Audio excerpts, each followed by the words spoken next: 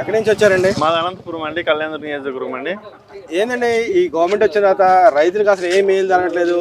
నా గవర్నమెంట్ మేలు జరిగింది జగన్మోహన్ రెడ్డి గారు చెప్తున్నారు. అప్పుడేం జరిగింది, ఇప్పుడు ఏం జరగట్లేదండి.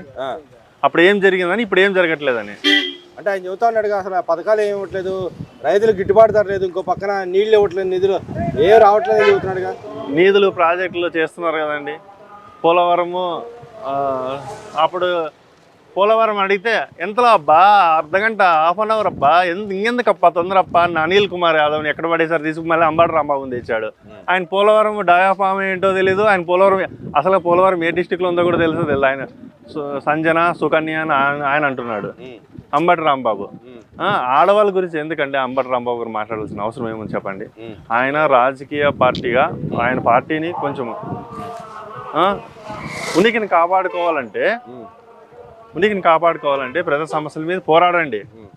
రైతుల మీద ధర్నాలు చేయండి. రైతులకు ఏదైనా గిట్టుబాటు ధర లేకుండా ధర్నాలు చేయండి. ఏదన్నా ప్రజాస్వామ్యబద్ధంగా ఏమన్నా ప్రతి ఒక్కరికి హక్కు కదని చేసుకోవచ్చండి, తప్పులేదు దాంట్లో. మరి ఎందుకని నిన్న సీఎం గారి మదర్ మీద కానీ సీఎం గారి మీద వ్యాఖ్యలు ఎందుకు చేశాడు అంటారు? అది ఆయన అడగాలండి. ఇప్పుడు బోరగడ్డ అనిల్ గతంలో మాట్లాడారండి. బోరగడ్డ అనిల్, జగన్మోహన్ రెడ్డి బోరగడ్డ అనిల్ మాట్లాడిన మాట సమర్థిస్తాడా? ఆయన నిన్న సమర్థించుకుంటున్నాడుగా, మా నాయకుడు తప్పు చేసిన క్షమాపణ అడిగాడని చెప్పి అంటున్నాడుగా. ఎవరు క్షమాపణ ఎక్కడ పెట్టాడండి? అంబటి రాంబాబు గారు క్షమాపణ ఎక్కడ పెట్టాడండి? ఎవరు చెప్పాడండి క్షమాపణ? ఆయన గతంలో కూడా మాట్లాడాడండి అంబటి రాంబాబు చాలా అసెంబ్లీలో సాక్షిగా మన భువనమ్మ తల్లి గారిని ఏం మాట్లాడాడో అందరికీ తెలుసు అండి. మాట్లాడలేదు ఆయనే చెబుతాడు కదా. నేను అసలు మాట్లాడంటే మొన్న మాట్లాడింది అంతా చూసారు కదండి మీడియాలో. చూసారా చూడలేదా? చూడుకోవాలి ఎవరైనా ఉంటే మా దగ్గర వీడియోలు నేను చూపిస్తాం. మరి చెప్పండి, జగన్మోహన్ రెడ్డి కళ్ళు ఒకవేళ ఆయన సాక్షి టీవీలో ఆయన కనిపించకపోవచ్చు, మా దగ్గర సెల్లులోనే ఉన్నాయండి ఆయన మాట్లాడిన మాటలన్నీ. తీసుకెళ్ళి చూపిస్తారా? కంపల్సరీ చూపిస్తామండి, తప్పేముంది.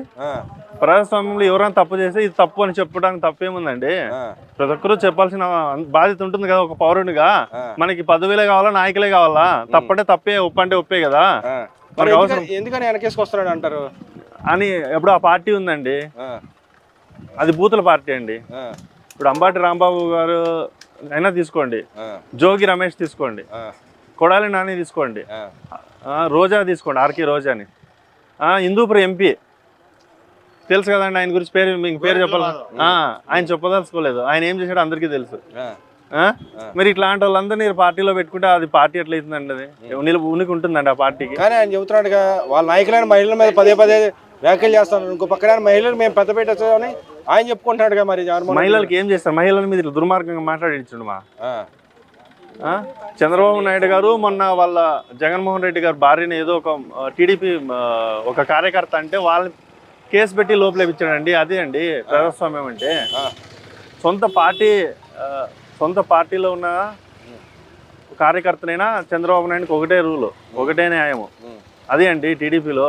మరి ఇక్కడ అన్యాయం అక్రమ కేసు పెట్టారని చెప్తున్నాడుగా. మరి ఎవరి మీద పెట్టారండి? అంబటి మీద అక్రమంగా కేసు పెట్టారు. ఆయన మాట్లాడింది జగన్ రెడ్డి కనపడలేదా, వినపడలేదా?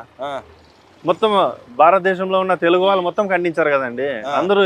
సో ఇలాంటి వాళ్ళు రాజకీయాలకు పనికొస్తారని సిగ్గుతో తలదించుకున్నారు కదండి. అంటే ఇక్కడ ఆయన వాళ్ళ కూతురు అంబటి రాంబాబు కూతురే బయటకు చెప్పింది కదా, మా నాన్న చేసిన తప్పే అని. ఆమె కూడా చెప్పుకోయింది కదా బయటకు వచ్చి.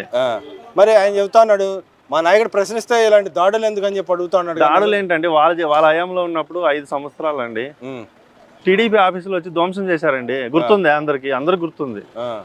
అప్పుడు లేదా ప్రజాస్వామ్యం? ఇప్పుడు గుర్తొచ్చిందా జగన్మోహన్ రెడ్డికి ప్రజాస్వామ్యం? ఆ టైంలో మా వాళ్ళకి కొంచెము ఏదో మాట్లాడిన దానికి బీపీ రాదా, ఒకరికో ఇద్దరికో బీపీ వచ్చింది, పై పగలగొట్టినారన్నారు. మరి మాకు బీపీ రాదా అండి? ఆయన మాట్లాడిన మాటలు ఆడవాళ్ళ మీద అండి మాట్లాడింది. మరి ఆడవాళ్ళ మీద మాట్లాడితే బీపీ రాదా? అంటే పదే ఎందుకు దాడి చేస్తున్నారంటారు ఆ నాయకులు?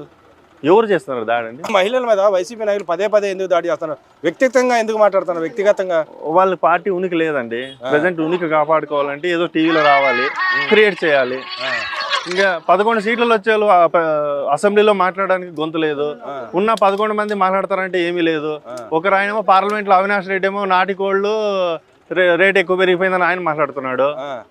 ఎంపీలో ఇలాంటి ప్రజాస్వామ్యాల గురించి, నాటికోడి గురించి, చికెన్ మటన్ గురించి మాట్లాడుతున్నాడు భయన. అంటే ఇంతమంది కడప ప్రజలు ఓటేసి గెలిపించి అవినాష్ రెడ్డిని నాటుకోడి గురించి మటన్ గురించి మాట్లాడమనే పార్లమెంట్కి పంపించింది చెప్పండి. మరి రైతుల గురించి పోరాడతారండి వాళ్ళు. ఏం పోరాడండి ఇప్పుడు 1.5 year అయిందండి టీడీపీ గవర్నమెంట్ వచ్చి. ఏ ఒక్క రైతు గురించి ఒక ధర్నా చేశారా, లేకపోతే ఇది రావట్లేదని అడిగారా గవర్నమెంట్ ని, అసెంబ్లీలో మాట్లాడారా? ఏది లేదు. ఏది అసెంబ్లీలో వచ్చి వాళ్ళు గొంతే ఉప్పట్లేదు. మరి ఆయన కనపడుతుందంట కదా గిట్టుబాటు ధర లేదు ఏ అంశాల మీద అసలు రైతు. అవునండి, అసెంబ్లీ మీరు వెళ్ళండి. అసెంబ్లీకి వెళ్ళేందుకు మీరు ఇప్పుడు ప్రతిపక్ష నాయకుడు హోదా కాకుండా మీరు ఒక ఎమ్మెల్యేగా గెలిచారు కదా, మీకు ఎంత టైం వస్తే అంత టైంలో ప్రజా సమస్యల గురించి ప్రస్తావించండి అసెంబ్లీకి వెళ్ళి.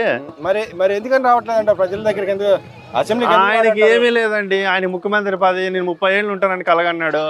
ఆ కళ కాస్త వెంకటేశ్వర స్వామి దయా లొడ్డో మళ్ళీ ఏమో తెలీదు, అది వెళ్ళిపోయిందండి. ఆ కళగా మిగిలిపోయిందండి. ఆ బాధలో ఇంకా ఆయన బయటకు రావట్లేదు.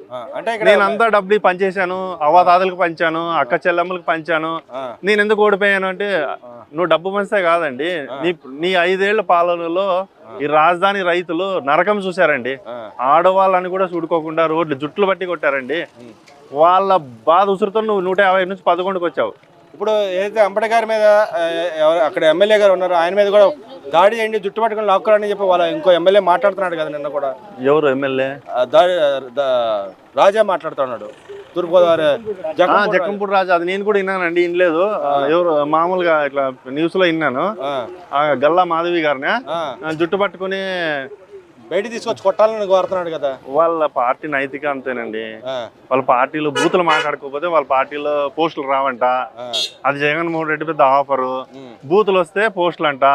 బూతులు మాట్లాడుకుని సైలెంట్ గా ఉంటే వాళ్ళని పట్టించుకోవడం, లాస్ట్ సీట్ లో కూర్చోబెడతారంట. వాళ్ళ నాయకులే చాలా మంది చెప్తారు. మేము ప్రజాస్వామ్య బద్ధకంగా మాట్లాడతామంటే మీరు మా రాజకీయాలకు పనికిరారు, మీరు పోయి ఏడో చివరిలో కూర్చోండి అని చెప్తారంట. మళ్ళీ ఆ నైతికత అయింది. మనం ఏం చేద్దామండి చెప్పండి? అంటే అలాంటి రాజకీయం అసలు అవసరం రాష్ట్రంలో? వాళ్ళకి లేదండి, చనిపోయింది పార్టీను ఎందుకు లేపుతున్నారు? అది పోయింది పార్టీ, లేదు ఇంకా అయిపోయింది, ఇంకా అయిపోయా. మరి వస్తాను 29 నేనే వస్తాను రప్పరప్ప అంటున్నాడు కదా. నేను 175 గెలుస్తానని చెప్పాడు కదండి 2024లో. ఇప్పుడు బొత్స సత్యనారాయణ గారు ఏమన్నారు? ఆయన మేము హోటల్ బుక్ చేసాము, మేము ప్రమాణ స్వీకారం విశాఖపట్నంలో ఉంటుందని చెప్పారండి. నమ్మాలి అవన్నీను. వాళ్ళు చెప్తారండి, చెప్పుకోకపోతే ఎలా రానని చెప్పలేరు కదా, వస్తాననే చెప్తారు. ఇంకా వాళ్ళు మాయమాటలు చెప్తారు జనాలు ఉన్న వాళ్ళందరినీ ఇది చేయడానికి, అంటే మోసం చేయడానికి. మరి ఇక్కడ తిరుపతి లాంటి వ్యవహారం అసలు కల్తీ జరగలేదని మాట్లాడుతున్నారు కదా, మీరేం చెప్తారు? నిజంగానే కల్తీ జరిగిందా జరగలేదా? కల్తీ జరిగిందా లేదా అనేది ఒకవేళ వాళ్ళు జరగలేదని చెప్తున్నారు కదా, సిట్ ఉంటాయి, ఇంకా ఎంక్వైరీలు ఉంటాయి కదా, సిబిఐ ఉంది, ఇంకా లేకుంటే స్పెషల్ జడ్జిగా నియమించుకుని వాళ్ళతో విచారణ జరిపించమని చెప్పుకోండి, తప్పలేదు. దాంట్లో జరిగిందా లేదని వాస్తవాలు బయటకు వస్తాయి. కానీ ఆడవాళ్ళ మీద మాట్లాడడం ఏంటండి? ఇది కల్తీ జరగలేదు అనుకోండి, నిజంగా వైఎస్ఆర్సీపీ వాళ్ళు చెప్పేది నిజం అనుకోండి, కల్తీనే జరగలేదు అనుకోండి, సరే ఇంకా ఎంక్వైరీలు ఉన్నాయి కదా, మీరు డిమాండ్ చేయండి. అంటే ఇక్కడ ఇంకో మాట కూడా మాట్లాడుతున్నాడు జగన్మోహన్ రెడ్డి గారు, మీరు ఏదైతే పథకాలు ఇస్తారో పథకాలు ఇవ్వలేదు కాబట్టి మేము ఫ్లెక్సీలు వేస్తాం, మీరు మా మీద ఎలాగైతే తిరుపతి లాంటి వ్యవహారం మీద మా మీద అబాండాలు వేసారు అలాంటివి కూడా మేము చేస్తామని చెబుతున్నాడు కదా. ఫ్లెక్సీలు ఎందుకండి? అసెంబ్లీ ఇచ్చారు కదా నీకు, అసెంబ్లీలోకి వెళ్ళి మాట్లాడండి మీరు. మీకు ప్రతిపక్ష మీకు ప్రతిపక్ష హోదా లేకుండా కూడా ఒక ఎమ్మెల్యేకి మీకు అవకాశం ఉంటుంది కదా. 11 మంది ఎమ్మెల్యేల టైం మీరు తీసుకుని మాట్లాడండి అసెంబ్లీకి వెళ్ళి.